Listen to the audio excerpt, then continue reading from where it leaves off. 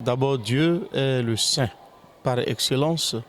Et donc, lorsque nous parlons des saints, nous parlons de personnes qui ont été témoins de leur foi en Dieu, cette confiance inébranlable qui les a animés et qui a redynamisé leur vie, au point où ils ont configuré cette vie à celle du Christ.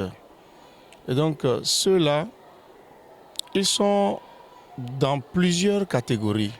D'abord, nous avons les martyrs, c'est-à-dire des gens qui ont embrassé la foi dans le Christ au point de donner leur vie pour le Christ.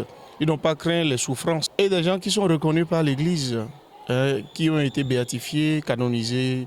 On parle de Sainte Thérèse de l'Enfant Jésus, par exemple, Saint Antoine de Padoue. Voilà, c'est-à-dire reconnus par l'Église, reconnus par leur localité. Après des enquêtes, l'Église les béatifie et les canonise. Bref, le saint, c'est celui connu ou inconnu qui est parvenu à la béatitude, c'est-à-dire le bonheur, le véritable bonheur. Nous avons cette catégorie de personnes qui, de par notre foi, nous disons qu'ils sont parvenus au bonheur éternel. Cette béatitude divine est une occasion, c'est une grande joie. Et donc, lorsque nous fêtons les saints, nous sommes dans la joie et la liesse parce que, le rassemblement des saints forme ce que nous appelons l'Église triomphante. Ce peuple, ce grand peuple, composé de toutes les races, toutes les cultures et toutes les langues possibles et qui se retrouve devant le Seigneur pour le magnifier éternellement. C'est ce que tout chrétien désire fortement. Maintenant, cette fête se prolonge. Une seule personne dans la Bible, de son vivant, a su qu'elle allait parvenir à la béatitude éternelle. C'est le voleur qui était à la croix avec le Christ. Le Christ a dit aujourd'hui même tu seras avec moi dans le paradis. Et donc il avait déjà cette certitude-là parce que le Christ le lui a dit. Mais à part lui, pour être saint, il faut bien mourir. Il faut que l'âme quitte le corps. Bon.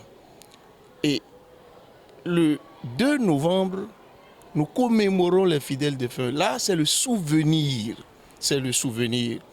Et cette commémoration trouve toute son origine aussi dans cette grande vénération que les chrétiens ont toujours eue pour d'abord les martyrs et puis pour les personnes illustres de la communauté et progressivement ça s'étend à tout le monde. Commémorant les fidèles défunts, c'est l'occasion pour toute la communauté chrétienne de les présenter au Christ, les présenter à Dieu par le Christ, afin que si d'aventure ils étaient dans le purgatoire, que par le sacrifice du Christ, qu'ils accèdent à la béatitude divine. Prime News TV Bénin. Aimez, abonnez, activez la cloche de notification pour ne rien rater sur votre chaîne préférée.